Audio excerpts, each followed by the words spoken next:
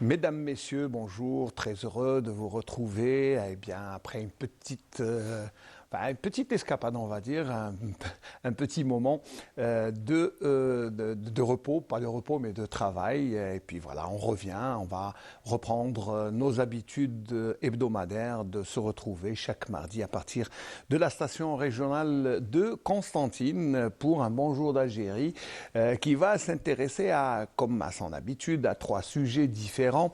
Et on va essayer de parler d'abord de dépistage du cancer, puisque eh bien, les journées de dimanche et lundi étaient consacrées à travers le monde au dépistage du cancer. Et puis, on va s'intéresser spécialement au cancer de la prostate, puisque à Constantine, c'est la clinique rénale de Daxi, de la cité Daxi, qui a opéré cette campagne de dépistage du cancer de la prostate, et on va essayer de voir comment cela s'est passé, et nous recevrons le professeur Saïoud qui viendra nous parler de toute cette campagne de dépistage. En plus, eh bien, nous allons parler de start-up et d'innovation avec 3 jeunes start-upers. Chacun viendra parler de son projet innovant, de son idée créative et puis surtout de l'aide qu'il a reçue pour développer son projet. Alors, ces jeunes, ils sont 3, ils viendront chacun pour parler de tout ce qui se fait au Technopôle de l'Université de Constantine. Ensuite, eh bien, nous terminerons ce Bonjour d'Algérie pour une virée théâtrale, mais du côté de Sétif, avec Tsoufik Mzaach qui a fait son dernier monologue qui s'appelle -5, et on essaiera de voir aussi ce qu'a fait Fares dans sa dernière production. Voilà, c'est le programme de ce Bonjour d'Algérie, et sans transition, eh bien, nous allons d'abord nous intéresser au premier sujet qui est le cancer de la prostate. Alors d'abord, je vais accueillir mon invité. Bonjour, professeur Saïoud. Marhaba bik, merci d'être là. Alors, professeur, vous avez organisé dans votre établissement public qui est la clinique rénale de la cité d'Arcy. Alors, une campagne de dépistage dédiée au dépistage du cancer de la prostate. Ça rentre dans un cadre mondial puisque l'OMS a décrété la journée du 4 et 5 février, journée mondiale du dépistage du cancer. Alors, qu'est-ce que vous avez opéré comme campagne? C'était quoi exactement?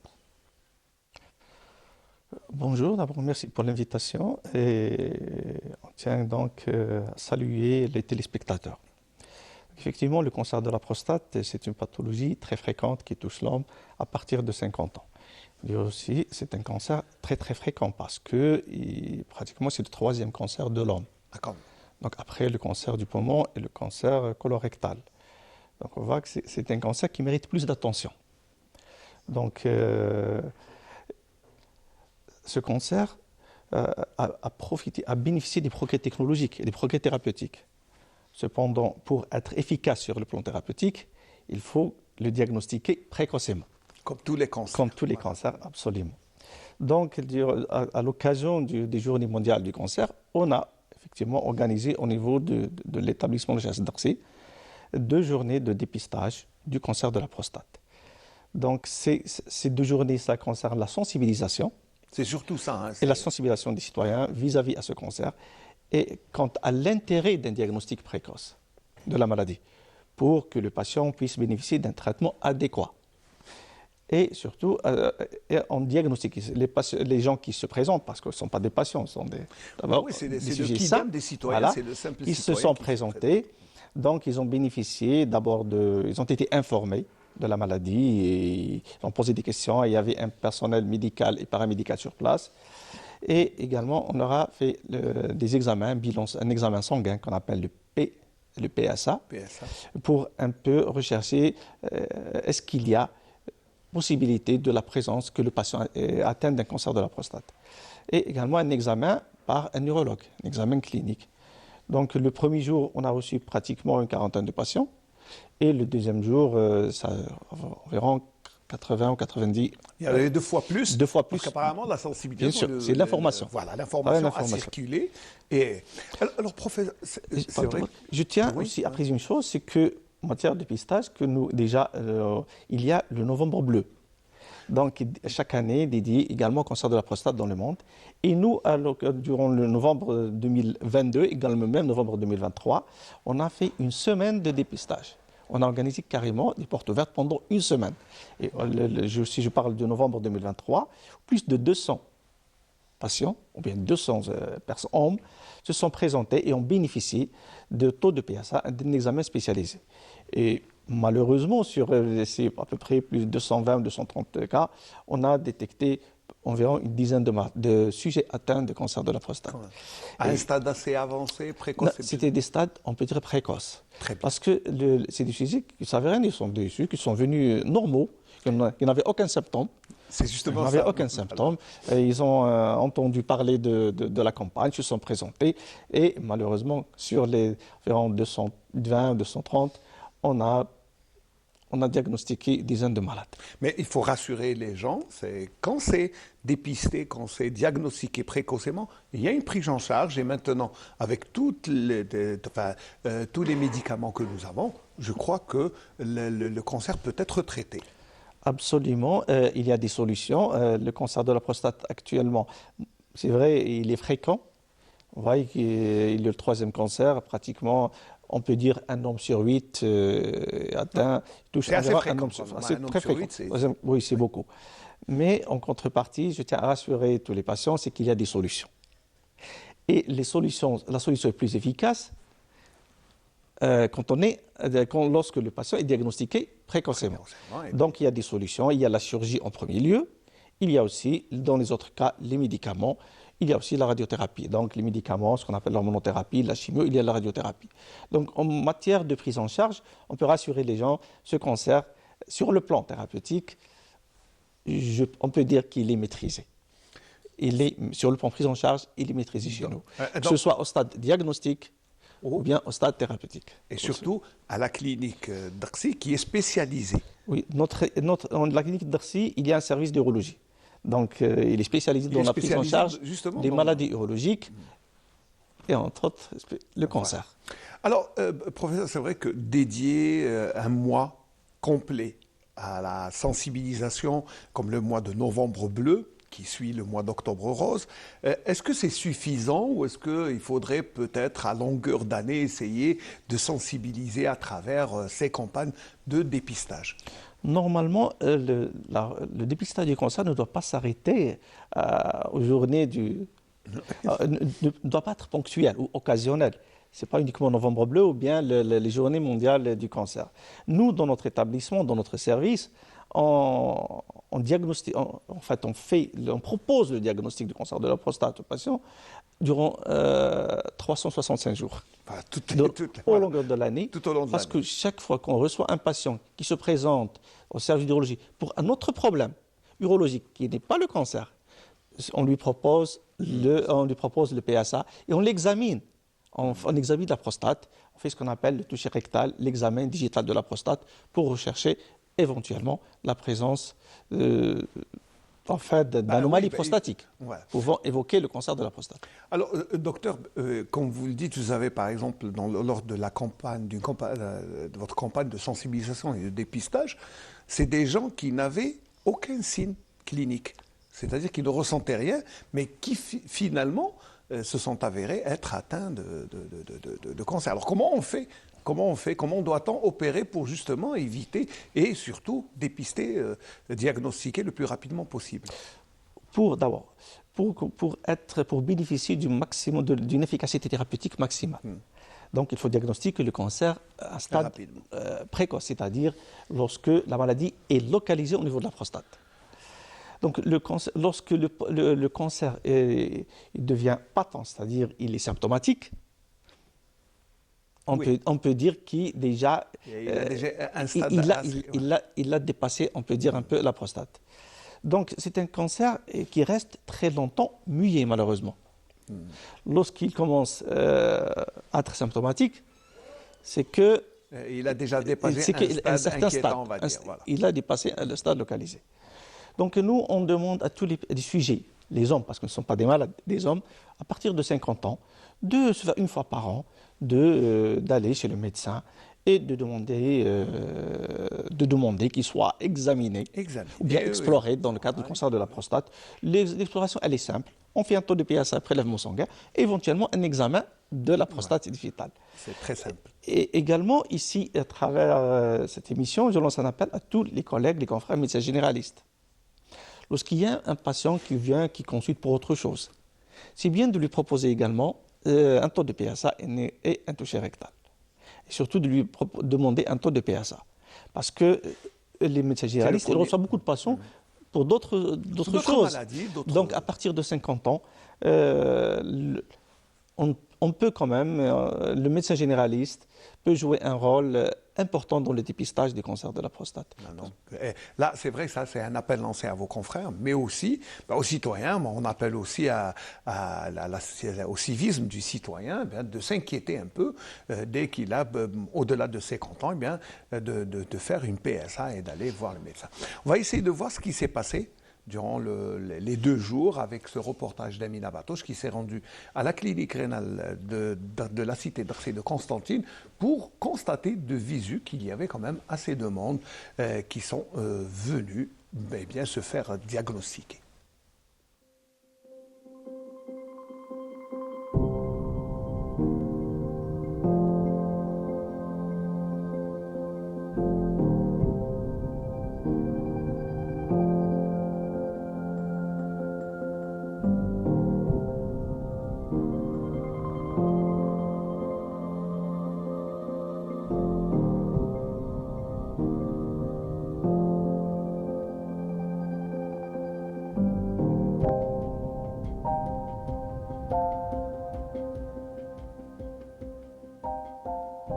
المرض هذا لازم ننفقوا به قبل ما تصير فينا باش يتعالج الانسان ما يبقاش يعاني من المشكل هذا. هذه مبادره يعني حسنه دارتها الدوله وهذا باه يكتشفوا الناس على الامراض اللي راهي يعانوا بها. راهي الناس بزاف كثير اللي تعاني بها على البروستات هذا واسم هذا دليل باللي باه الناس نقلوا من هذا المرض ويعالجوا وهذا هي الدوله راهي تسعى باه توصل للنتائج باه المواطن يكون صحيح ما يكونش مريض. يعني النظام تبارك الله والحمد لله. الفائده تاعها كاين انسان مريض وما يعلمش بروحه بالمرض كيجي هنا بالتحليل هذا وبالاناليز يلقى نقولوا الدان تاعو المرض وهذا فيها العلاج.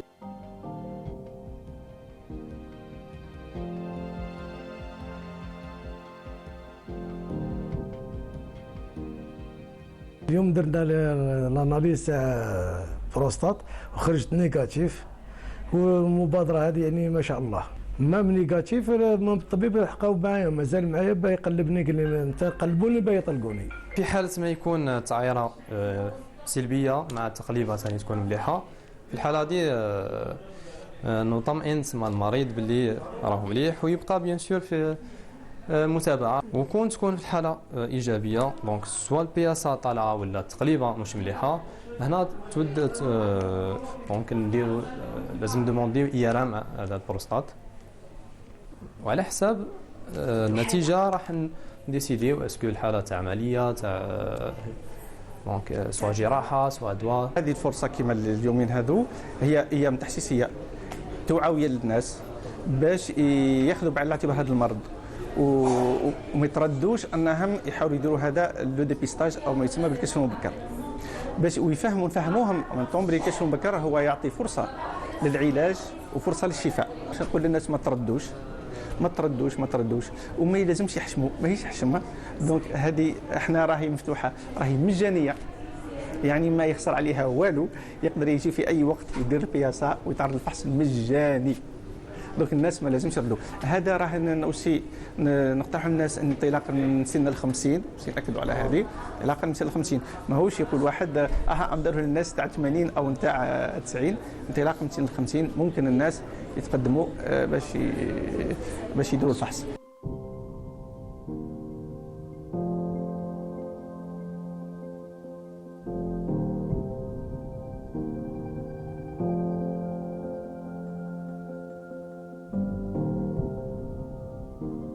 الإقبال كان كبير، يعني ما يفوق 100 شخص. يعني الأمر الذي يعكس يعني وعي المواطنين واهتمامهم يعني بالكشف المبكر. هذا التشخيص المبكر لا يقتصر على اليومين التحسيسيين فقط، وإنما المؤسسة تقوم بالتشخيص على مدار السنة، والمواطنين يستفادوا من تحليل البي اس مجانا. ايضا لا بريزون شارج تاع لي كا بوزيتيف راح تكون على عاتق المؤسسة.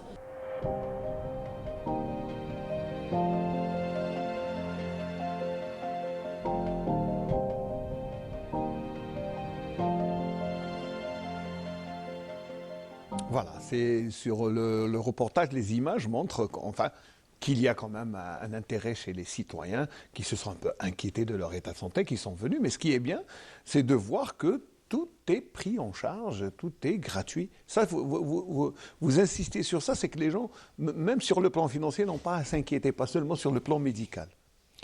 Oui, la prise en charge allant du diagnostic jusqu'au traitement, le suivi à long terme, il est assuré gratuitement. Donc tout est disponible. Bon, il y a quelques examens que les patients doivent peut-être faire dans d'autres établissements qui ne sont pas disponibles chez nous, mais nous, on offre le dépistage, on a le PSA, l'examen clinique, on fait la biopsie, l'analyse de la biopsie à notre niveau. Si le diagnostic est positif, le cas s'avère positif, donc il y a la prise en charge, on prend le malade, on discute avec lui, on lui propose les options thérapeutiques.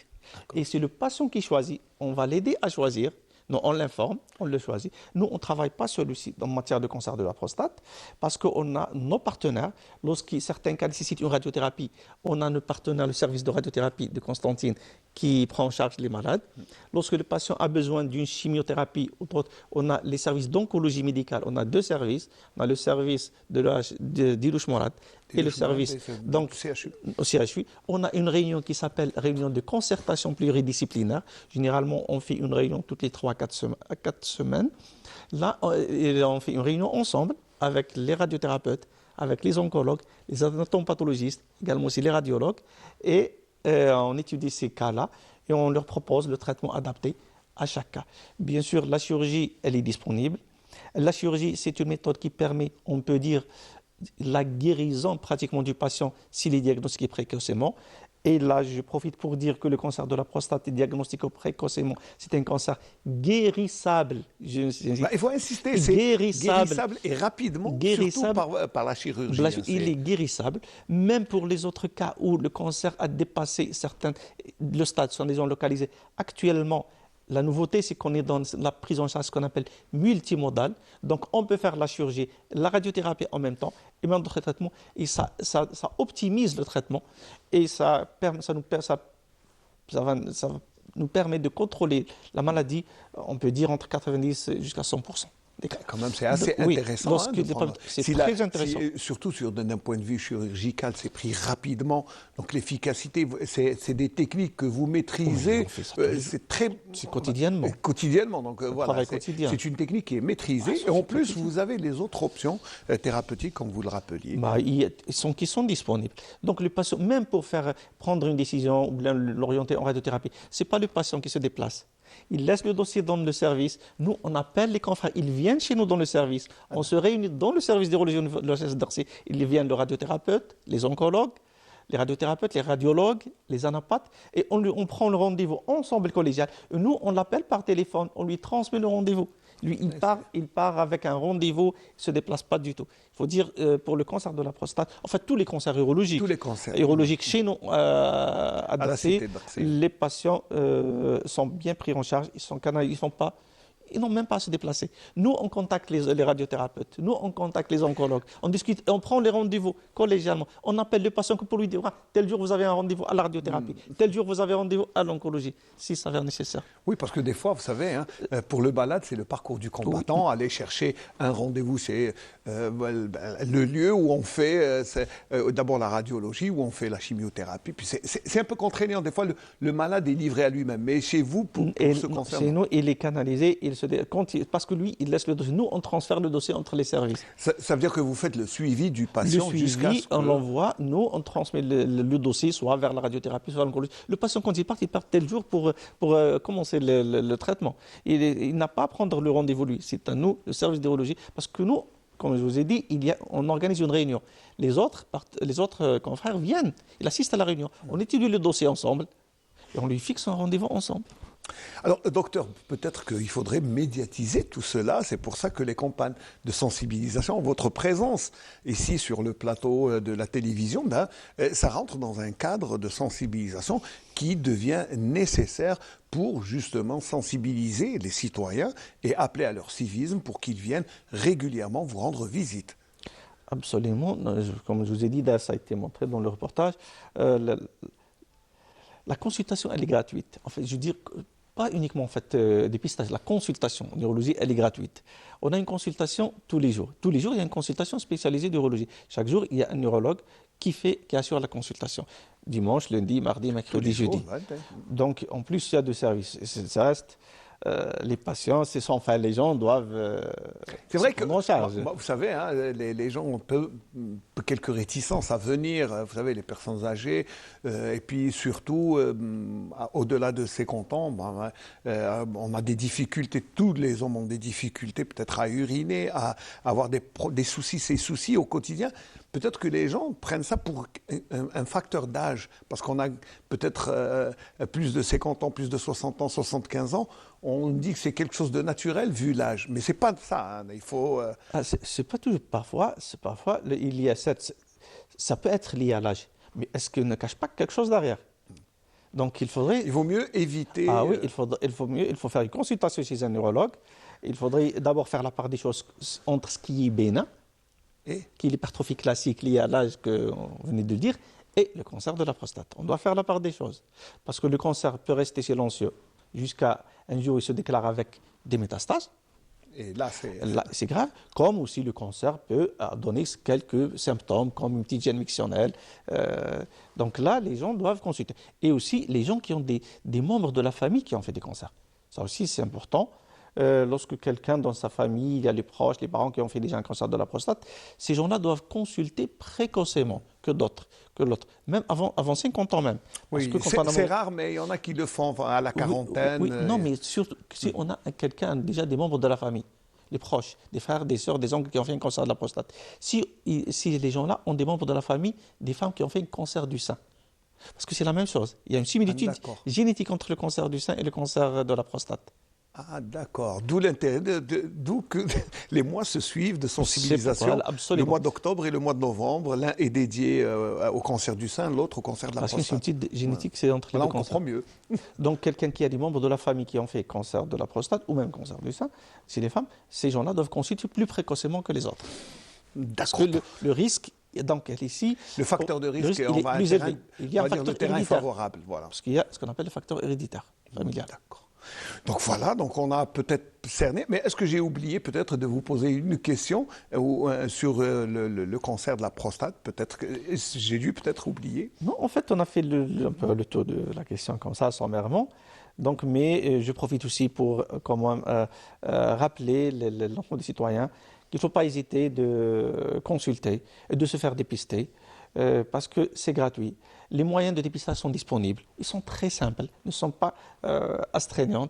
C'est juste un taux de PSA, éventuellement un toucher rectal, donc un examen de la prostate. Si on a un doute sur la présence de cancer de la prostate, là, on doit faire une IRM.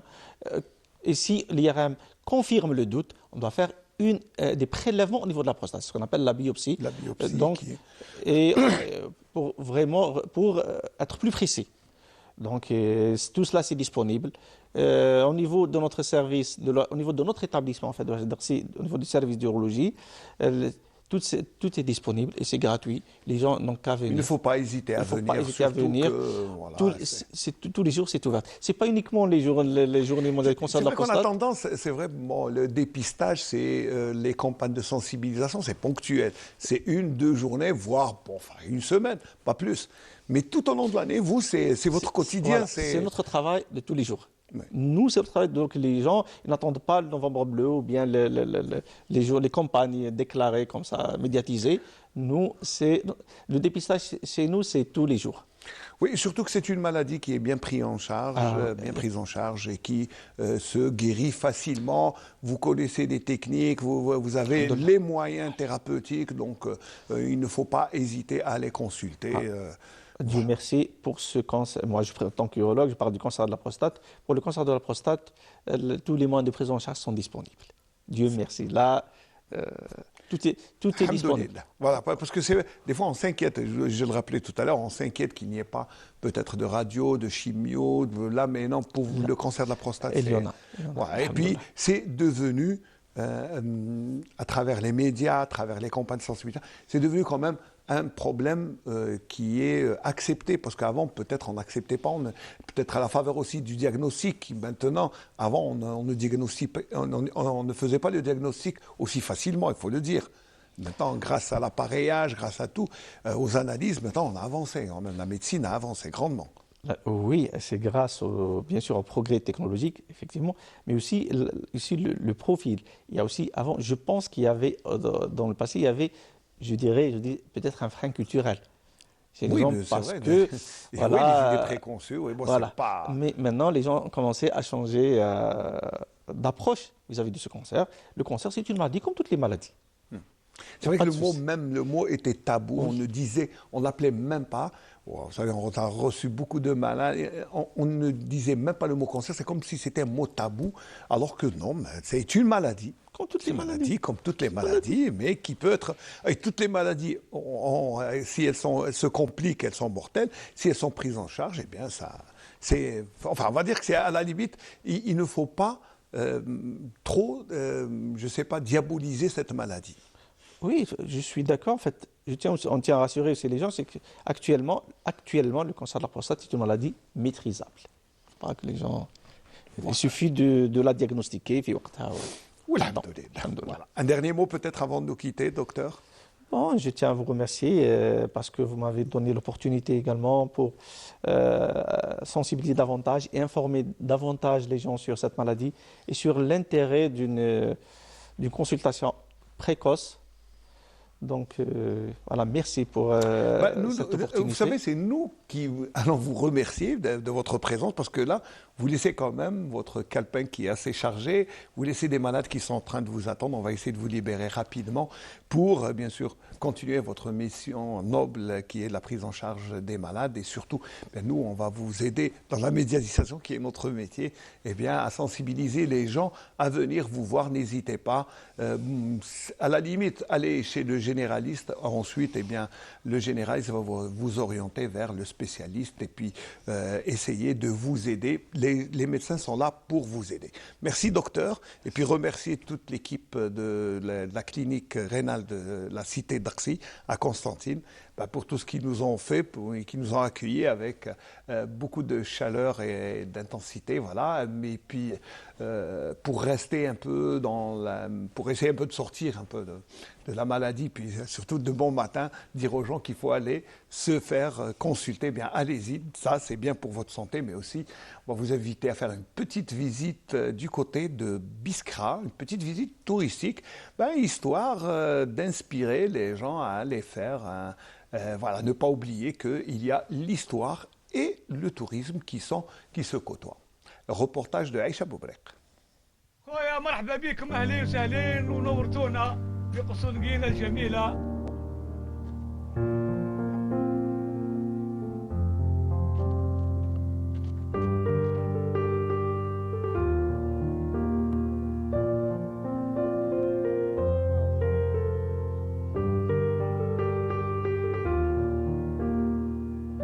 الكاتب جون بيير لابورت يقول باللي أن التقنية ومواد البناء المستعملة استخدمها سكان الأوائل في نجرين منذ القرن الأولى، يعني في 100 ميلادي و105 ميلادي تزامن مع تواجد الروماني. نحكي الآن على الوحدة السكن في القصر. يعني تتميز بتوزيع فضاءات متشابه. نجد السقيفة أو السقيفة نسموها هي منطقة فاصلة ما بين الفضاء الخارجي والفضاء الداخلي، لأن سكان القصر يمتازون بالمحافظة. في السقيفة هناك منطقة مرتفعة على الأرض تسمى الدكانة لاستقبال الضيف، يعني هنا نستنتج عاملين اجتماعيين من يعني تحكيهم العمارة في الوحدة السكنية. هي عامل أول شيء المحافظة أو الانتيميتي، والعامل الثاني هو الحفاوة بالضيف وكرم الضيف، لأنه قيمته محفوظة ومرفوعة على الأرض.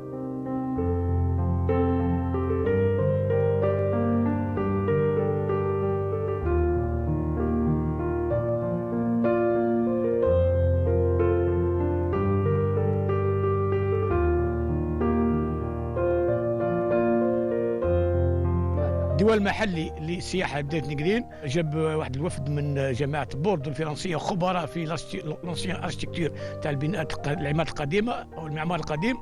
جو هنا وشاركت معهم انا مع واحد سواد. العمليه دي نموذج جابوه الخبراء من اليمن يعيطوا لعمليه الدكه دي. الطريقه هذه بالطين المحلي، الطين الارجيل والقش تاعنا وكما تشوف محلي تاع القصور.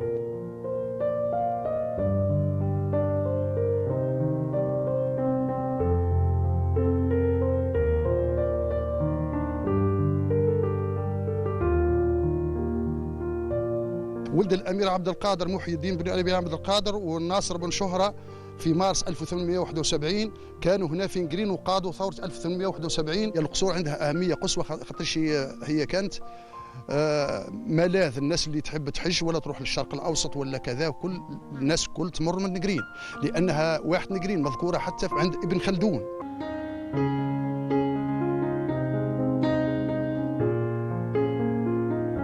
قصور نقرين هنا بلدية نقرين، ومنها تراث قديمة وعندها حضارات وعندها قدام معالم، يعني يجي يزوروها مرحبا بهم على كل خير. قال قصور نقرين وفيها قداش من حاجة يعني ترشد للسياحة. جيت نحاول في الغابة جوال هاد فيها النخل فيها الظل فيها الرمان فيها الشمام فيها كل شيء.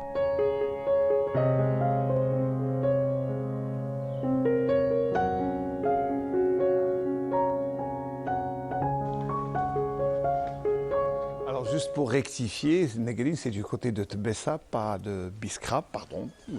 Mais vous savez, toute l'Algérie est belle et surtout ces régions que l'on a tendance peut-être à oublier de visiter alors qu'elles sont proches de chez nous. Alors, nous allons parler maintenant de projets, d'innovation, de créativité. Chez les étudiants, eh bien, maintenant, il y a un nouveau système qui prend en charge les idées novatrices des jeunes étudiants. Alors, je vous explique en quelques minutes, c'est que les projets de fin d'études maintenant sont des idées créatives. Pendant longtemps, peut-être elles sont restées dans les tiroirs, maintenant elles sortent. Elles sont concrétisées à travers ce qu'on appelle l'incubateur, c'est-à-dire c'est comme son nom l'indique, hein, c'est un peu un service qui prend en charge les idées qui sont capables d'être concrétisées sur le terrain, comme on dit réellement. Et là, l'université propose un chemin aux jeunes étudiants pour les accompagner et réussir leur entrée dans la vie active et surtout dans le monde professionnel. Et surtout ne pas attendre à avoir un diplôme et attendre et chercher un boulot. L'étudiant peut devenir créateur d'emplois. Là, c'est l'idée des startups et c'est pour ça aujourd'hui que je reçois deux jeunes qui ont des projets innovateurs, des projets qui sont des idées. Je doute que c'est ça, oui. La nouveauté. Oui. Alors, j'ai d'abord, on va commencer par les dames. Manish, ça va. Joumana Gerdi, bonjour. Bonjour. Ça va? Ça va, pas trop le trac? Ça va. Chouïa. Ça va, ça va. Ah, ça va bien se passer. Oui. Vous avez un projet, vous êtes jeune start-up, vous avez même, vous, déjà reçu un prix, le prix Bembadi, c'est décerné par l'APUI, on en reviendra. À vos côtés, il y a Oussama Saïdi, docteur Oussama. Docteur en médecine. Et docteur en médecine, mais vous avez un projet innovant. Oui. Voilà, ça c'est bien, c'est qu'il y a des gens qui sortent de leur domaine pour aller créer. On va commencer par Joumana. Alors, c'est quoi exactement, avant de parler de votre prix, de tout, c'est quoi votre projet exactement? D'accord, donc tout d'abord, merci bien pour l'invitation. Je me présente Joumana Radley, titulaire d'un master en instrumentation biomédicale, diplômée de l'université Constantine, des frères Constantine. Donc, oui, merci. Et donc, faculté des sciences de la technologie et département d'électronique. Donc notre projet il est d'adapter les méthodes traditionnelles de surveillance de la glycémie. Donc que je suis peu pratique et inconfortable. C'est vrai, là vous vous êtes intéressé aux malades diabétiques. Oui. Alors pour bien sûr jauger leur taux de glycémie. Voilà, donc... c'est un peu contraignant. Vous avez une autre idée? C'est laquelle exactement? Donc c'est un biocapteur radiofréquence non invasif donc, qui va détecter en temps réel le taux de la glycémie sans prélèvement sanguin. Alors. Donc, il permet de faire un suivi pendant 24 ou bien 48 heures. Donc, ça dépend de l'état de le patient. Et c'est pour éviter les situations mortelles ou bien les situations dangereuses. Alors, ça veut dire que vous allez, par exemple, vous faites le suivi de la glycémie d'un malade, d'un diabétique, par exemple, ou même d'une personne normale, seulement avec des capteurs et sans utiliser le sang. La piqûre. Et comment vous le faites exactement? Donc, l'innovation, donc, on a travaillé en collaboration avec notre équipe. Donc, vous n'êtes pas la seule, bien sûr, vous êtes tout un groupe ou vous êtes seul? Le projet, vous avez travaillé toute seule ou vous êtes un groupe? Non, groupe. D'accord. Groupe, donc les bio-informaticiens, les génies biomédicaux. Donc, la partie l'émetteur ou le récepteur. Donc, nous donnons les informations où ils vont traiter cette information et l'afficher sur un smartphone ou bien sur un PC en temps réel. Alors, comment se fait la collecte d'informations? Comment après vous faites? Vous mettez un capteur, expliquez-nous un peu. D'accord. Plus facilement, parce que là, c'est un peu technique. D'accord. Donc, la partie TANA, c'est la partie hard. C'est la réalisation de ce biocapteur. Donc, la partie TANA consiste en deux dispositifs. Le premier dispositif, c'est la prise au doigt. La prise au doigt pour le taux de la glycémie. Et le deuxième dispositif, c'est comme un bracelet ou bien une montre. Oui, sur le bras ou bien sur au poignet. D'accord, oui. Donc, il collecte les informations. L'information et qui sera affichée sur un VNA. Le VNA, c'est un appareil de mesure, le signal TANA, le biocapteur radiofréquence. On a l'interface entre l'émetteur et le récepteur. D'accord, ça c'est technique. Bon, ça c'est comment s'opère le diagnostic, enfin pas le diagnostic, mais comment s'opère la surveillance de la glycémie, qui est très importante, notamment chez les diabétiques, qui doivent surveiller à ce qu'il n'y ait pas de pic ni de baisse de la glycémie. Donc c'est très important. Et votre projet, comment vous est venue l'idée, vous qui êtes dans un autre domaine, pour aller voir? Là, c'est côté médical, c'est plutôt la spécialité du médecin. C'est l'instrumentation biomédicale, c'est la combinaison entre l'anatomie et l'électronique. Très bien. Et donc, là... Pardon? Et là, donc, c'est ce qui vous a poussé? Oui, d'accord. Où je fais les conséquences les méthodes traditionnelles, donc la piqûre du doigt et aussi donc les personnes qui rentrent en coma, c'est à cause d'avoir des complications liées à leur taux de glycémie, que ce soit hyper ou bien l'hypoglycémie, et aussi donc les déchets médicaux, les déchets médicaux générés par ces méthodes, donc par exemple les bandelettes ou bien les lancettes. En plus, c'est un procédé qui coûte très cher. Oui, bien sûr. Ça coûte très cher, les aussi, caisses de l'État. Là, on manque. D'accord.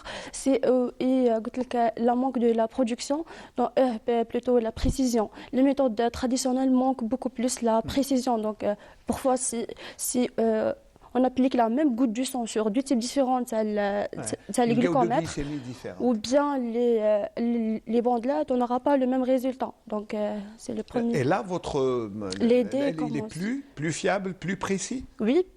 Donc le prototype c'est fonctionnel à 100%. D'accord. Et testé. J'aurais aimé voir un appareil comme ça, si vous auriez dû nous ramener pour voir, mais c'est pas grave. On essaiera, c'était la prochaine fois, Inch'Allah. Docteur, ça c'est quelque chose d'intéressant. Oui. Vous qui êtes médecin. Oui, parce que l'innovation, aussi le biocapteur, pas invasif, puisque le méthode ancien pour capter la glycémie dans le sang par le sang. Mais dans ce projet, c'est non invasif pour donc ce qui capter. est bien, c'est qu'on ne pique pas le malade. Oui. Et là, ça devient intéressant même pour le suivi pour le malade. Mais alors vous, docteur, en médecine, Oussama, voilà, marhaba bik, ça va, ça se passe bien, oui, ça va. Ah, très bien. Alors Oussama, vous avez un autre projet qui est la récupération de déchets, c'est ça? Oui. Alors expliquez-nous, c'est quoi votre projet exactement? C'est Oussama Saïdi, docteur en médecine CHU de Constantine. En bref, ce projet c'est Eta Bread. Eta c'est le éthanol et bread c'est le pain en anglais. C'est Eta Bread. Donc c'est la récupération du pain. Oui, c'est deux parties. Il y a deux parties. La première partie, c'est la collection des pains rassis. Et la deuxième partie, c'est la production. La production de bioéthanol. Alors ça veut dire que vous produisez quelque chose à partir du pain rassis. Oui. Quand on, voilà, khobz el fas, voilà, donc vous le récupérez. Et c'est quoi le procédé? Vous en faites quoi? Bon, en principe, c'est la fermentation de ce matériau, la fermentation de pain rassis en autres déchets alimentaires pour produire ce bioéthanol. Bioéthanol, il est connu comme plusieurs utilisations, comme gel hydroalcoolique. C'est le composant principal sur l'éthanol. C'est de l'alcool. Oui, l'alcool. Il faut expliquer plus. C'est de l'alcool qui peut être utilisé en chirurgie pour le nettoyage des mains. Comme alcool chirurgical, comme solvant en cosmétique et aussi comme hydrocarburant. Parce qu'en Europe, il y a l'éthanol plus essence, c'est hydrocarbures pour les voitures.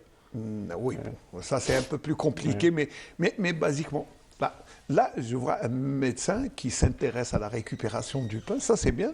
Et comment vous est venue l'idée d'abord de récupérer le pain? Bon, premièrement, dans l'université, pour créer un projet et étudier la médecine, c'est difficile. C'est très difficile, parce que les études de médecine, ça accapare, ça demande beaucoup d'énergie. Comme mes amis étaient projet de fin d'études, mais en médecine, c'est hors cursus. Il n'y a pas de mémoire au projet.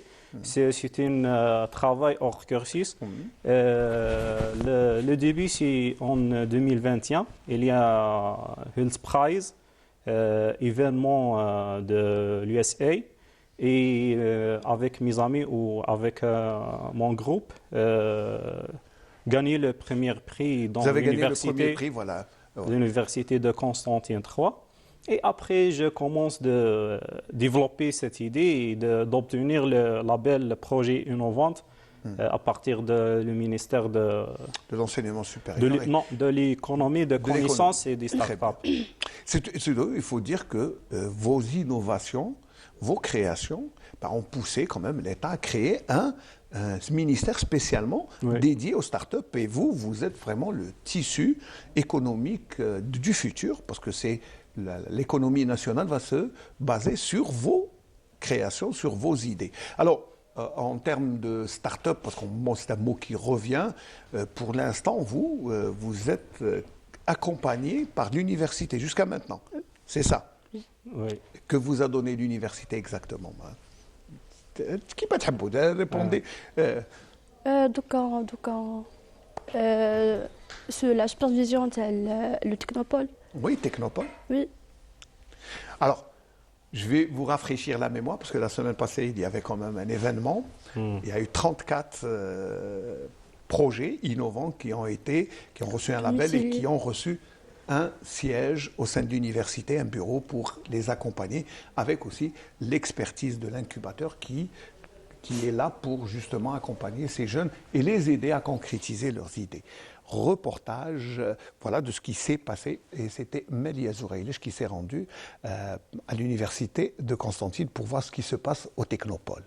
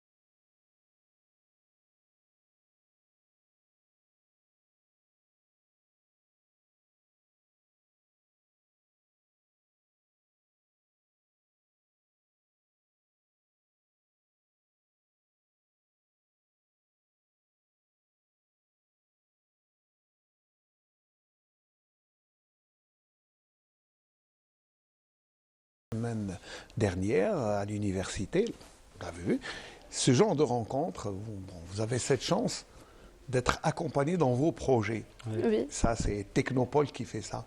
Alors, parlez-nous un peu de Technopole, ce que vous a apporté. D'accord.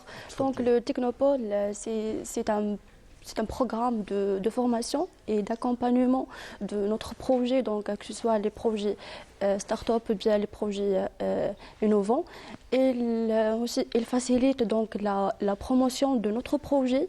C'est grâce à l'environnement favorable, que ce soit favorable à la recherche ou bien le développement, l'exploitation et aussi la diffusion d'idées et les technologies. Donc, il aussi il offre donc l'accès à des financements et aussi à des ressources humaines.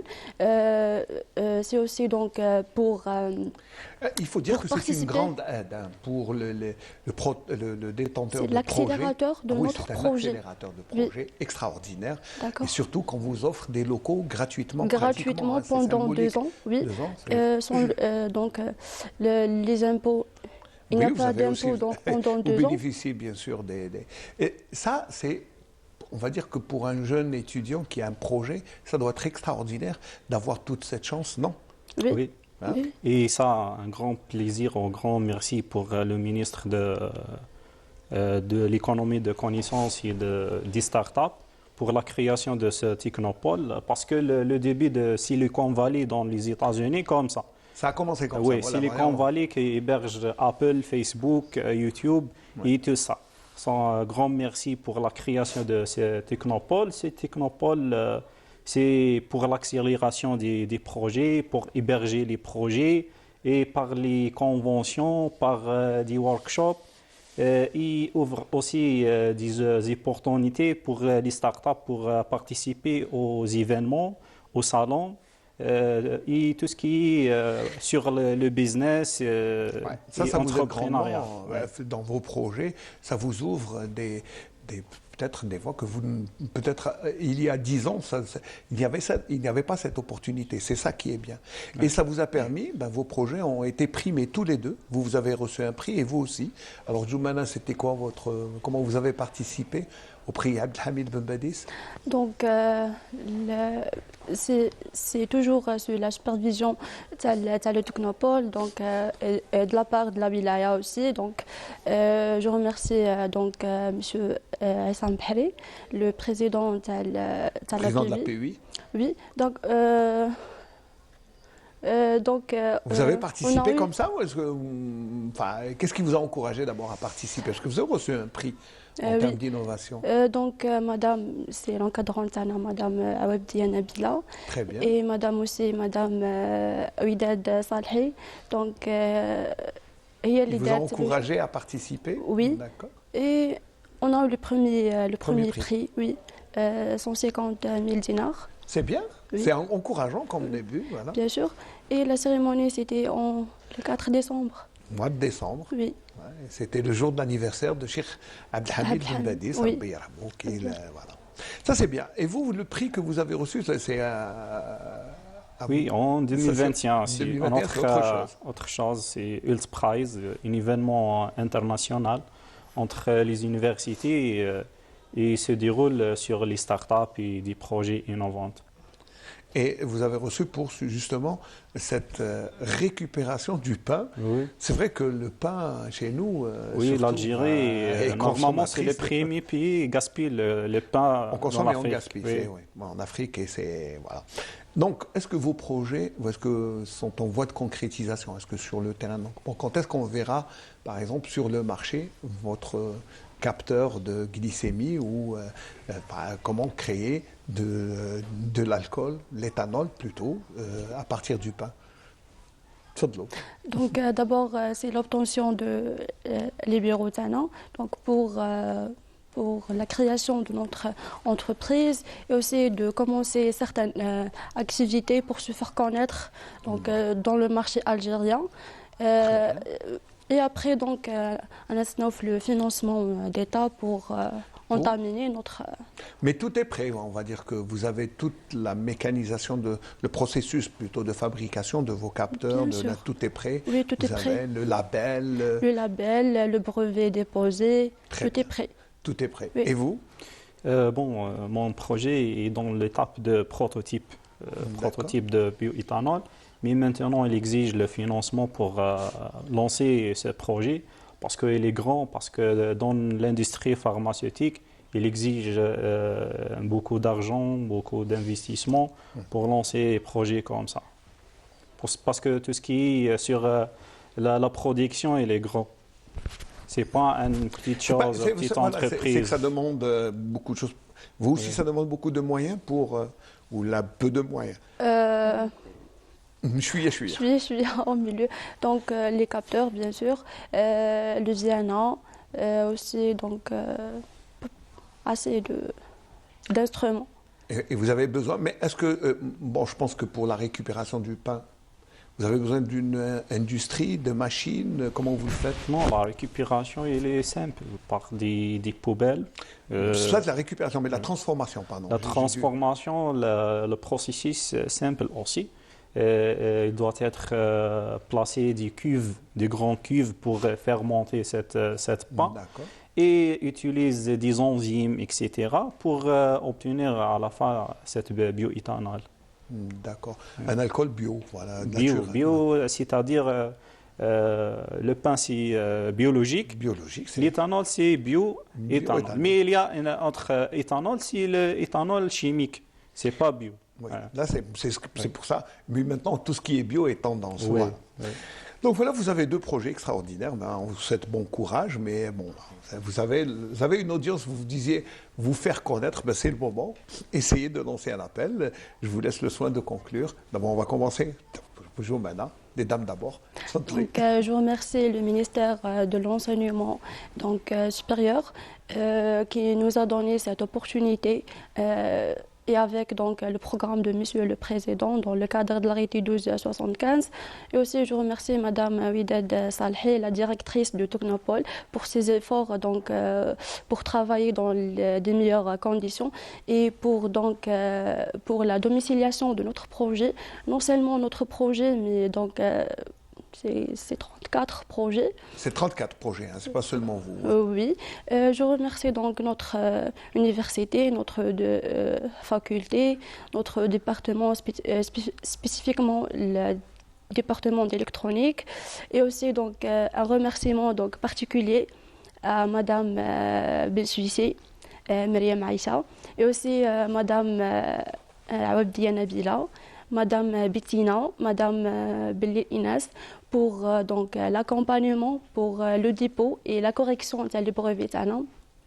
Et le dépôt chez l'ENAP et pour la réussite de notre projet. Et merci à vous.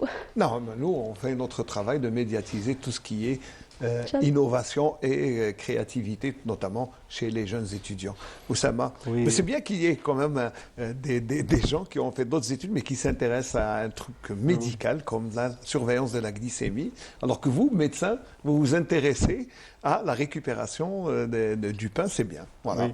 Mais ici, la récupération, oui, mais dans le cadre de l'industrie pharmaceutique. Oui, bien sûr, c'est pas très toujours la santé. C'est pas toujours la santé. Merci pour vous, Canal Algérie, pour cette invitation. Et je me remercie aussi le Monsieur le Président Abdelmajid Tebboune pour la création de ce ministère de l'économie de connaissances et des startups. C'est une grande idée et une nouvelle idée.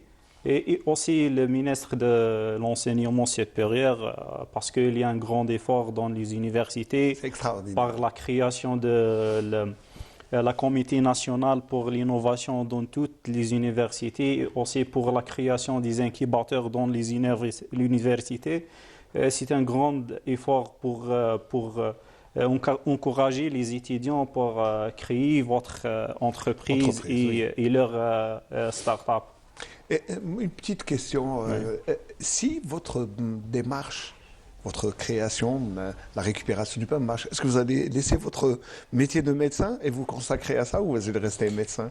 Non, la médecine, toujours je suis un médecin. Vous resterez médecin. Voilà. Médecin, toujours je suis un médecin, mais en parallèle, on crée mon entreprise.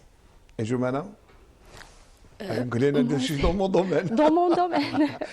Je sais pas. Merci beaucoup. Vous avez la chance Merci à vous. De voir se concrétiser, se réaliser vos idées, vos innovations. Vous savez, il y a beaucoup d'étudiants qui n'ont pas eu cette chance. Vous avez eu cette chance. Et puis, voilà. Moi, je vous remercie d'abord de croire en vos idées. Parce que c'est pas... Et puis, la chance que vous avez, c'est qu'il y a un terrain favorable à la création, à l'innovation et surtout bien, à la participation à l'économie nationale. Et ça passe par des startups comme vous, que ce soit la récupération ou la prise en charge médicale des gens, c'est bien. Et à comme ça, je vous remercie et puis je vous souhaite bon vent. Inch'Allah, le jour où vous allez produire votre première bouteille, très prochainement, ou votre premier indicateur de glycémie, eh bien venez, vous serez les bienvenus à la télévision. Merci beaucoup. Voilà, merci Joumana, voilà, merci Oussama. Je vous remercie, je me permets de vous appeler par vos prénoms. Et voilà, on va juste rester, on va aller vers un autre domaine qui est très artistique. Moi, j'ai toujours un petit faible pour le 4e art, qui est le théâtre. Et puis, c'est pour ça qu'à chaque fois qu'on a l'occasion, on valorise un peu cet art qui est toujours présent, qui est le seul moyen de communication, comme on dit, entre les humains, qui reste l'art. Il y a un comédien qui joue devant des spectateurs, et ça c'est extraordinaire comme relation humaine. Il y a des gens qui reçoivent un message de la part d'un comédien. Alors d'abord on va voir un compte rendu de Akram Ayadi et de toute l'équipe de CETIF, le centre d'actualité de CETIF qui nous a envoyé bien ce petit reportage sur la dernière pièce de théâtre, et puis ça va nous permettre de transiter sur Tawfiq Mzaach et son dernier monologue qui s'appelle -5. On en saura un peu plus après cette virée d'abord au théâtre de Sétif, un théâtre de Sétif qui est en train bien, de sortir de l'ombre.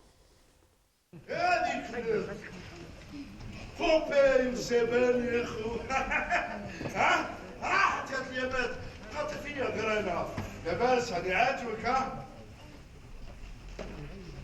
ناظر هي نتكلم سمعتكم وي نرحل نهز قشي هي روح نهز كافي ونرحل منها بصح نديها معايا نديها وما عندي عليها نخاف اللي في قلبي على وجهي ها شني ما عنديش واش نلبس كباه واش وين هي تهضري على القنطور هذيك ماشي همشوا هاني الكلاب تاع الكراش تاعكم لا خليو غير يكثر في الصراح لا قعدت ثما خالتي ما ثاني راحت لحقته انا عندي بوي القهوه تاعكم طيبها له شما ما يشربهاش بويا والله واحد الفراس من هيك راح نجيبه لك ابوي والو تحلت شويه العين هكا بصح ما هو يا بوي نعرفوها بوي حوس على الخضره اللي فيها المعالي ها السنه بوي سخانه شويه اليوم ها السنه بوي يا بوي بالعقل برك هي عنبها اللي توحشني يا والله غلط هذه جيت نعطيك منها خلاص صحيك يا بوي صحي موضوع في المجتمع الجزائري يعني نظيف. الانسان لما يتبع العاطفه تاعو ويخلي والديه او وصايا والديه وراه لا ينجح. هنا الحكمه تقول تبع راي والديك لما ربحت تسلك على خير. هذا هو الهدف، يعني فكرة بسيطة بفنيات عالية، إن شاء الله نكونوا مدينا رسالة باهية. المونولوج من الصعب أنك تتقمص عدة شخصيات، هذا شيء يعني اللي حفزني وحبيت أن نخرج بعمل يزيد في سجل المسرح الجزائري. المونولوج احنا حاولنا يعني بكل الطرق الخدمة بإمكانيات أو بتقنيات ترقى إلى العالمية. عرض جديد إن شاء الله يرقى إلى العالمية. السينوغرافيا هي عباره عن غرفه بسيطه. رحت للواقعي، لعبت شوي في لابستري. ما حبيتش نعطيها اللمسه تاع غرفه واقعيه. لعبت شوي في لابستري، جماليات. خليته نحس باللي راه في غرفه تاعو في المكان. حددت المكان والزمان، زعما حددتهم في لابياس هذه. حددت المكان باه نسهل له المأموريه تاع الرساله. انتعش الركح الصيفي واعادوا له فناني الروح. وعندنا كل سمانه الله يبارك نشوفوا عرض مسرحي. هذا تقريبا ثالث عرض بعد ولاد الكارتي، بعد موان 5، والعرض هذا تاع فارس مساعده وشق خواثره اللي شفنا سيتا مونودرام، سيتا مونولوج، وين يحاكي الحياه الاجتماعيه وكل ما يعيشه المواطن على ركب بلغه الصيفيه بسينوغرافيا الصيفيه، لان السينوغراف شوقي خواثره احد السينوغرافيين الصيفيين. الحاجه اللي عجبتني الحمد لله عوده الجمهور الصيفي للقاعه، للجمهور هذا اللي متعطش للعروض المسرحيه. نبارك يعني مجهودات ديوان الثقافه والسياحه لبلديه سطيف، نبارك مجهودات المجلس الشعبي البلدي، ولما لا ان شاء الله نضم صوتي لصوت الفنانين، لما لا عوده الاسبوع المسرحي، لانه سطيف معروف بالجمهور تاعو ان شاء الله. الجمهور يعني الذواق للفن. Voilà, c'est vrai qu'il y a un public théâtral averti à Sétif. Puis ça fait plaisir de voir d'abord le théâtre réouvrir, parce que ça fait longtemps qu'on ne l'a pas vu de l'intérieur. Voilà, Tawfiq, marhaba bik d'abord, merci d'être là. Il n'y a pas de souci. Ça va? Tout va bien, le voyage s'est bien passé? Très bien. Alors Tawfiq, dites-moi d'abord, un mot sur le spectacle de Fers Boussada. Vous l'avez vu? Oui, oui, je l'ai vu. D'ailleurs, je le félicite parce que voir une production voilà, qui vient à Sétif, l'espace culturel, déjà, je dis à toute l'équipe bravo pour le spectacle. Et puis voilà, c'est un spectacle, c'est un psychodrame avec 60 minutes. Et ce qui était beau à Sétif, c'est qu'il y a eu un public quand même large. Il y avait des enfants, Le théâtre était plein. C'est exactement, ça qu'il faut, exactement. faut relever, parce que c'est important, c'est pas tous les jours qu'on voit un théâtre rempli. Tout à fait, parce que Sétif déjà, l'APC, parce que moi je suis toujours partisan d'une réflexion en disant que je dirais toujours que les collectivités locales ce sont eux qui boostent la culture locale. Oui. Donc voilà, donc certes le ministère il est là, mais beaucoup plus, et Dieu merci. Le relais c'est les autorités locales. Voilà, Dieu merci, nous avons peut-être, on a eu la chance d'avoir des élus qui ont un sensible pour la culture et tout ça. Donc il y a une création de chaque samedi, en principe il y a une pièce de théâtre pour adultes. Quoique le théâtre était petit, vu que le corona et tout ça, ça a été un petit peu arrêté, mais je pense qu'ils vont reprendre. Donc c'est une tradition. Et puis ce qui était beau, parce que la placette, d'ailleurs je ne sais pas si vous partagez avec moi l'idée, dans toutes les placettes, il y a eu un théâtre, et généralement les gens qui font la devise. Donc voilà, c'est ce public justement qui vient, qui abandonne leur commerce et qui vient, donc c'est beau. Donc c'est pas un public ciblé, voilà, c'est un large public. Dans la spontanéité, c'est-à-dire on ne choisit pas son public, ils sont là, tout le monde est bon, tout le monde... il y a un spectacle, ils sont là, ils sont... Voilà. Et ce que j'ai vu à travers le reportage, c'est qu'il y avait beaucoup de réactions du public qui vivait, qui a vécu, tout à fait. Bien sûr, la pièce de théâtre. Oui, oui, c'est un beau spectacle. De loin, c'est ce qu'on voit. Oui, oui, c'est un beau spectacle. Inch'Allah, bonne réussite et bonne continuation. Fers le mérite. Fers, bien sûr, et toute l'équipe qui était derrière aussi. Chouki, Benseka, et voilà, c'est toute une équipe derrière qui ont donné quand même voilà, un bravo. Un grand bravo à toute l'équipe et à tous ceux qui continuent de pratiquer cet art qui ne date pas d'hier, comme on dit, ça fait vraiment. Le théâtre a traversé des siècles et il est resté là, tout comme les arts vrais humains, parce que ça reste vous savez, dans le théâtre, il n'y a pas de machine. Il n'y a rien, il n'y a pas des... Voilà, c'est l'être humain qui tout à fait. Et que à mon sens, aucune technologie au monde ne peut effacer le théâtre. Très bien, et surtout cette transmission d'émotions réelle et instantanée entre... Il y a eu toujours ce partage, cette générosité de sens. C'est ça qui est bien dans le théâtre. Voilà, c'est ça le théâtre. Alors, tu veux dire que -5, d'abord le titre, -5, c'est une expression algérienne. -5 غير شوية, ça veut dire que c'était -1. -5 على شعرة. على شعرة. Voilà, على شعرة. على شعرة. Voilà, c'est un woman show écrit par Jamal El-Bidi. Déjà, j'ai eu une expérience avec lui, avec le retard, le fameux spectacle Retard. Donc j'ai eu 8 prix, il a été primé le retard 8 fois en Algérie. 8 fois quand même. Et il a été primé au Festival international de l'humour à Sousse en 2006. Donc voilà, donc c'est un petit peu un retard. Donc voilà, quelqu'un qui est en retard, même là, c'est à -5, c'est à peu près, c'est à la chara. C'est à peu près dans la continuité. Hein. Voilà, en retard, -5. Voilà, c'est dans la continuité. Après, ça va être sur le fil voilà, du rasoir. donc Bidi, je le dirais à haute voix, c'est pas pour son éloge et tout ça. Jamal Bidi, c'est quelqu'un qui va dans la caricature et puis il a ce style d'écriture dans la spirale. Donc c'est un plaisir de partager son texte parce que là, on se comprend, on est complices dans les idées et ce qui nous a permis de créer quelque chose de... C'est pas parce que c'est mon spectacle que je dis que c'est... Mais je défendrai toujours mon spectacle en disant bien sûr, qu'il est beau, qu'il est... C'est comme la citation de Kamel Belnaïch, quelqu'un me dit, il dit... c'est un modeste travail, alors il y a quelqu'un qui lui dit, il me dit tout fait que non, il n'y a pas un modeste travail, il y a un bon travail, sinon il n'y a pas de travail. D'abord, alors il faut dire, il y a une production théâtrale. Tout à fait. Ça, c'est très important. Tout à fait. Et c'est à relever. Ensuite, moyenne, bonne, mauvaise, ça, c'est des appréciations, oui, c'est très subjectif, vous savez. Tout à fait. Mais ce qu'il y a, c'est d'abord le mérite de monter sur scène. Exactement. Ça, c'est important. Voilà. Le texte. Alors, oui, moi, je n'ai pas vu le spectacle. Je ne vais pas quand même extrapoler. Je n'ai pas vu. J'attends mon invitation. Je te l'ai écrit. J'attends toujours mon invitation avec pour un voir plaisir, le spectacle. Mais ce que je voudrais dire, c'est que, bon, déjà, l'expérience, pourquoi reprendre un autre texte du même auteur? Pourquoi ne pas aller se défier soi-même et aller vers un autre auteur?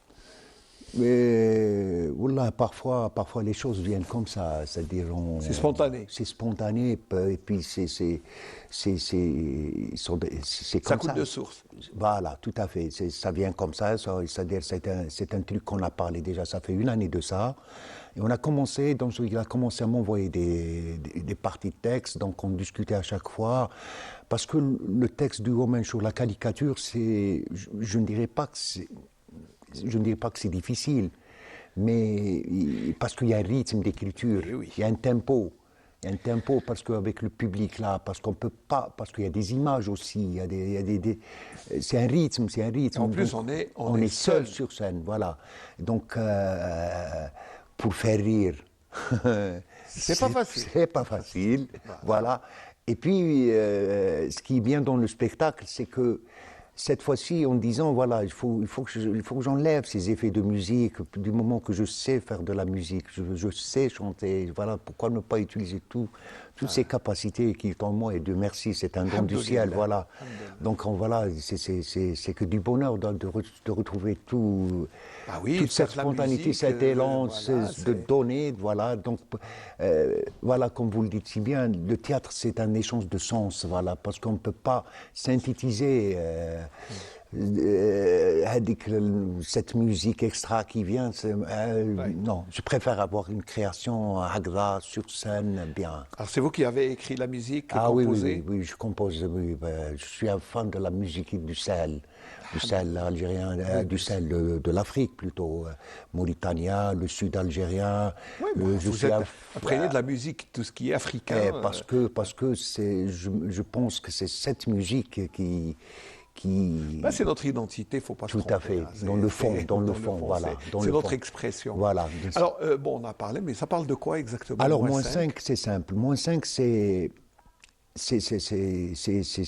c'est un spectacle qui parle sur l'esprit arabe, et en particulier algérien, dont nous faisons aussi de l'esprit algérien, on va dire. Voilà,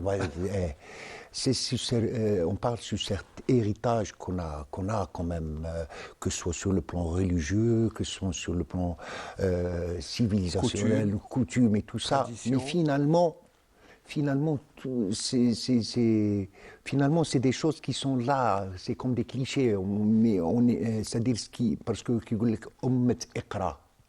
sommes quand même, Dieu, de nous instruire avant tout. Voilà, justement, dans ce deck, nous faisons tout sauf lire, en quelque sorte. Tu as des médecins par exemple, je vais vous donner un exemple, tu pars chez un médecin pour une visite, tu as dans la salle d'attente, il y a des milliers de médecins. Écoute, non, il y a Rajik Bedo et tout ça. Tu vas chez un mécanicien, tu tombes en panne, il y a quelqu'un qui te... Donc c'est ça à peu près, c'est ça. Donc moi, à mon avis, nous sommes... si on veut avancer réellement, si on veut être... c'est la science, c'est la place à la science.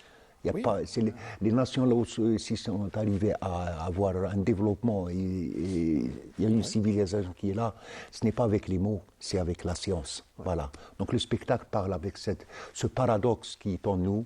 Voilà.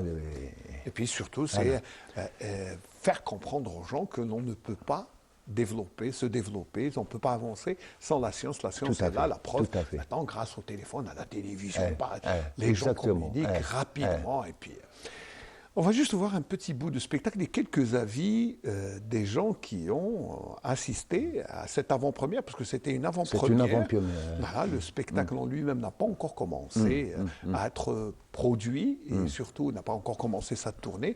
On en parlera après le reportage d'Akram Mayadi.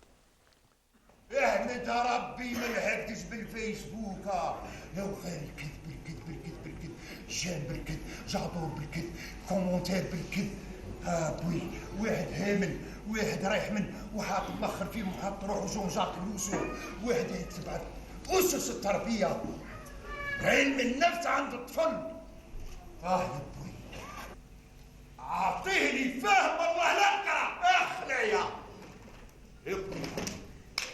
يوم منين تجي تفهمها بلا قرايه يا بوي من نهار سمعت هذا المثل راك تكتب قبه حديديه على القرايه يا بوي منين تجي يفهم منين تعقب يا بوي على بالك يا بوي هذا هو المثل اللي هلكنا وهلك البلاد في القرايه بوي عجبني سنة زواج مع معجم يعيط لها في صباح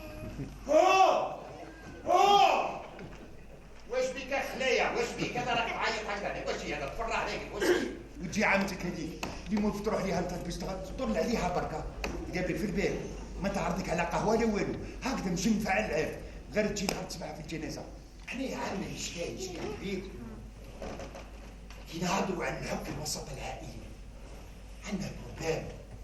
عندنا بروبليم يا التعبير يجيب الخلع يجيب العنف ما حبيت نقول لك نحبك بسم الله الرحمن الرحيم واش الهضره هذه مع الصباح كاش ما صرات ابني والله هابا قلت نمشي حسيتها حبيت نقولها لك برك ما يا ودي ما تقولها لي مع الصباح ربي هذه الهضره هذه وراك كاش ما صرالك يما قسما بالله ما صرال والو والله غير حبيت نقول لك نحبك برك يا ودي ما تقولها لي هذا مع الصباح ربي ماهيش هضره هذه أمة اقرا لازم نقراو العلم في جميع الميادين باختصار جديد وهنا اون فا بارتيغ منا ان شاء الله ديجا كي نلموا ان بوبليك ونخلقوا ديجا انه العائله الصيفيه تخرج. انا شفت جمهور عائلي يخرجوا ويجيوا الفضاءات سووا شويه كره القدم يفو لا ديفيرسيتي في المجتمع هذا. نبني الجزائر بالفن بالرياضه هذه اللي تدير التنميه الحقيقيه. الرساله كانت واضحه في قالب فكاهي ساخر أنه أمة اقرأ نحتاج لفهم الرسالة بمعناها الصحيح. اقرأ أولا اقرأ بقالب فكاهي دائما باه نكسبوا الجمهور المسرحي ولهذا وجهت نداء نتاع إعادة السبت المسرحي لمدينة سطيف. كان جمهور معتبر فكان فيه نص وكان عمل وكان وجود نتاع الفنان وكان فيه تجاوب مع الجمهور. أنا نقول لك صراحة هذا يخلينا نبشروا بالخير وخلينا بلي الحياة الثقافية في مدينة سطيف تسخر بطاقات كبيرة وهذه الطاقات هذه ما تتطلب إلا تشجيع بسيط ومناخ. إنتاج جديد -5 للفنان مزعج توفيق. احنا كمؤسسة ثقافية قاعد نرافق في كل الأعمال الجديدة والجيدة. الجمهور محتاج أنه يشوف أعمال جديدة. احنا قاعدين نوفروا في فضاءات ثقافيه لهذه الانتاجات الجديده ماديا ومعنويا. اليوم شفنا حضور جماهيري متميز. ننتظر كذلك عودة المسرح، السبت المسرحي اللي عودنا به الجمهور السطايفي، يعني في كل سبت فيه عروض مسرحية داخل وخارج ولاية السطيف.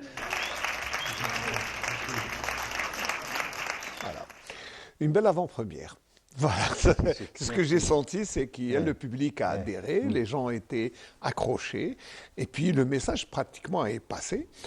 C'est ça qui est bien, quand on fait un spectacle et qu'il y a beaucoup de monde, c'est déjà la première réussite. Ça, c'est la venue du public théâtral. Exactement. Ouais. Ça doit vous rassurer, je suis là. Oui, bien sûr, non, il n'y a pas de souci. Les avis, oui, ça te booste, ça te donne envie encore d'avancer, et puis voilà. Ce qui est bien, ce qui était la création d'une part, c'est pas uniquement la mienne, même celle de Fers Boussada, celle de Nabil Benzeka, c'est que les gens, il faut qu'ils produisent, voilà, il faut qu'il y ait la dynamique. La survie du théâtre ne vient que par la création, parce que la création, et puis voilà, c'est ça qui va ramener un public qui va venir, et puis moi, j'aimerais bien qu'il y ait quand même en 2024, l'agenda devrait être chaque samedi, il y a un spectacle, voilà. C'est pas dans les événements où là on fait passer un spectacle et puis il faut attendre 2 mois après pour repasser un. Pourquoi il ne faut pas que ça soit conjoncturel. Alors que le pays, nous avons tous les moyens pour réussir. Qu'en Tunisie, ils mettent des agendas du 1er janvier au 31 des programmes culturels. Nous avons tous les moyens ici en Algérie, alhamdoulilah. Il y a des budgets en conséquence, il y a des espaces. Nous avons les comédiens, nous avons moi, je ne comprends pas, Yannick, pourquoi dire qu'avant, il y avait peut-être une crise de texte, il y avait peut-être là, mais non, là, il y a des textes. Il y a des textes, il y a le potentiel chez les jeunes, il y a il y a tout ce qu'il faut. Ce qui manque, c'est un vouloir faire, voilà. La bonne volonté, la bonne volonté. Voilà. On la sent quand même chez les autorités locales, à travers Khaled Menevi, dont je salue bien, parce que l'office... C'est bon, comme c'est le président de l'office... La culture et du tourisme de la PC de Sétif, c'est bien, d'ailleurs c'est son programme, c'est la création de ce samedi, parce qu'il y avait les vendredis pour les enfants et le samedi pour les adultes. Puis avec le corona, et puis ça a été une rupture. Peut-être qu'ils vont reprendre après ces des productions, peut-être qu'ils vont relancer quand même l'opération. Alors on va revenir à cette avant-première, votre spectacle. Bon, je sais que donner un spectacle, le premier spectacle devant les gens, c'est un peu aussi se rectifier, c'est essayer de corriger peut-être ce qui n'a pas marché. Qu'est-ce que ça vous a permis exactement ? Bon, dans toute création, d'abord il y a l'écriture du texte, puis il y a une deuxième écriture scénique, et puis une troisième écriture, c'est le public. Là, on arrête les moments forts, les moments faibles. Donc voilà, on sent quand même là où ça va un petit peu, là où c'est bien qu'il faut développer encore. Donc il y a toujours cette dynamique de s'autocritiquer d'abord, d'accepter d'abord, parce qu'il ne faut pas dire voilà, ça, moi c'est nickel, moi j'ai arrêté, c'est bon. Moi je ne touche plus à rien. Ça c'est quasiment non. Donc c'est un texte dynamique. Ah, oui. Vous allez changer des trucs par rapport à... Parce que parfois il y a des choses qu'on n'a jamais pensées, qu'on n'a jamais imaginées, et c'est le public qui nous donne ça.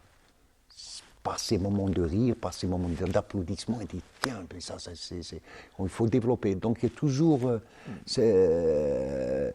peut-être avec 4 spectacles, 5 spectacles, là le spectacle va être arrêté. Oui. Voilà. Donc comme on dit dans le jargon, il est en rodage. En rodage, c'est un registre ouvert, à l'écoute bien sûr, et puis voilà, il faut essayer de se corriger, d'accepter les critiques, et voilà, c'est comme ça qu'on avance aussi. Et puis un monologue, je ne vais pas dire un one-man show parce que c'est autre chose, là c'est un monologue, puis c'est difficile pas de décor, pas de... Une chaise. Une chaise, juste une chaise, et puis voilà, voir les personnages. C'est quand même...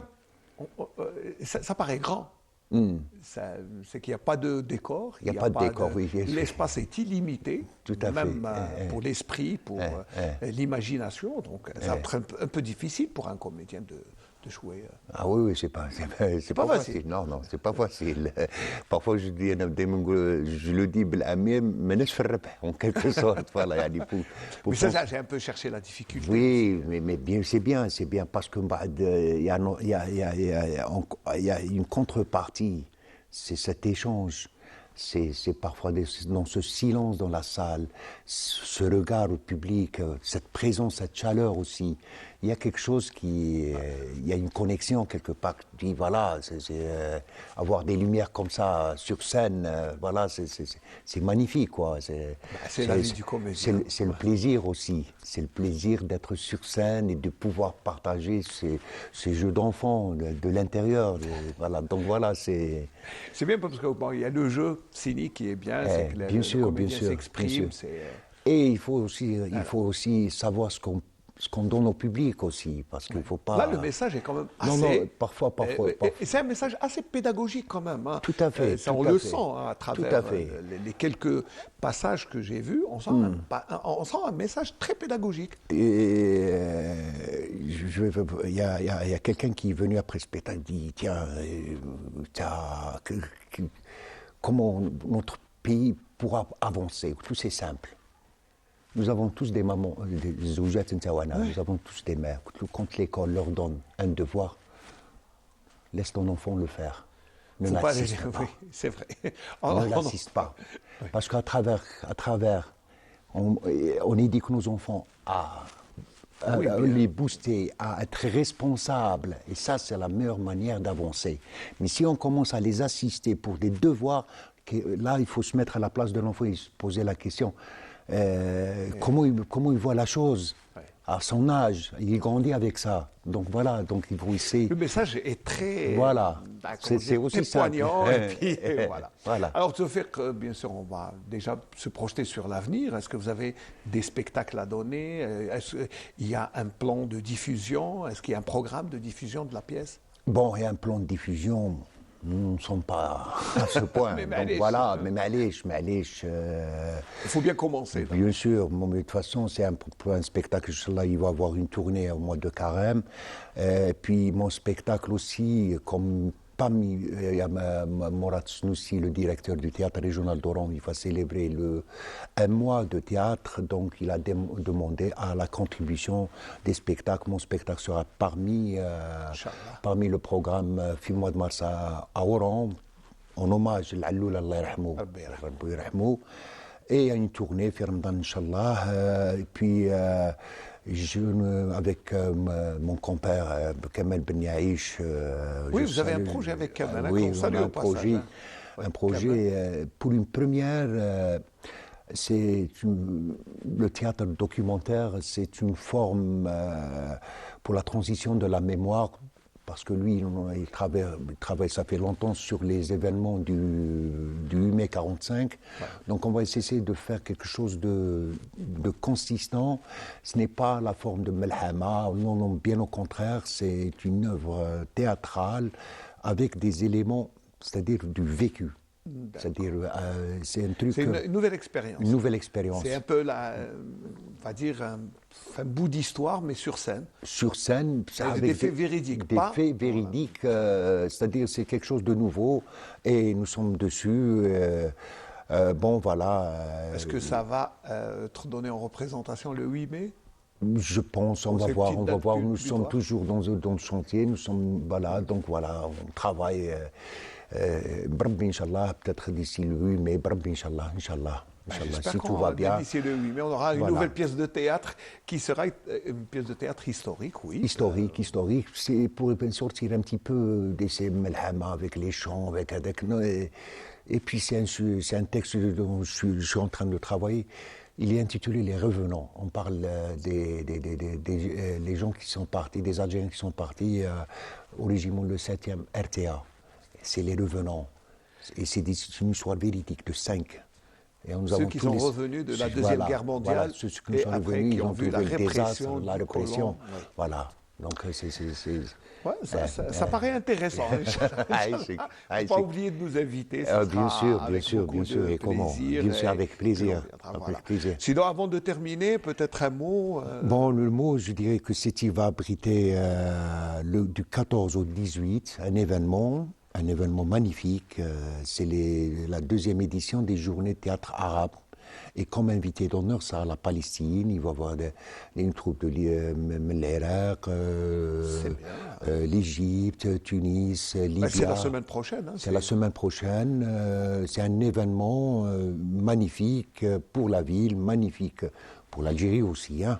Magnifique pour la culture, pour l'échange, voilà. Donc, mais nous restons, il faut le dire, nous restons solidaires avec la Palestine. Tout à fait. Et du moment que, quel que soit, et exactement. Sûr, et la Palestine sera l'invité d'honneur. Donc, hier, on préparait déjà un truc de 20 minutes pour spécialement pour la Palestine. Donc, je fais du 14 au 18, donc vous donnons rendez-vous à Sétif, les journées théâtrales arabes. Voilà, on restera sur ça, c'est une invitation. Alors pour tous ceux qui sont dans la région de Sétif, la semaine prochaine, Inch'Allah, du 14 au 18 février, n'oubliez pas de rendre visite à ces journées théâtrales. Merci d'avoir fait le déplacement de Sétif. Merci, c'est toujours un plaisir d'être ici. Le plaisir de vous recevoir à chaque fois. Et surtout, n'oubliez pas nos amis handicapés que vous avez toujours, cette troupe qui nous tient à cœur. Nous aussi, on vous soutient pour continuer votre mission. Merci. Voilà. Merci Tofek. On arrive au terme de ce Bonjour d'Algérie. À partir de la station régionale de Constantine, merci de nous avoir suivis. On se retrouve, Inch'Allah, la semaine prochaine. Mardi prochain, je vais remercier Sarah Ikhlef et toute l'équipe qui a travaillé avec moi ce matin pour vous donner cette émission qui, j'espère, vous aura plu. Allez, à la semaine prochaine, Inch'Allah, et bon week-end.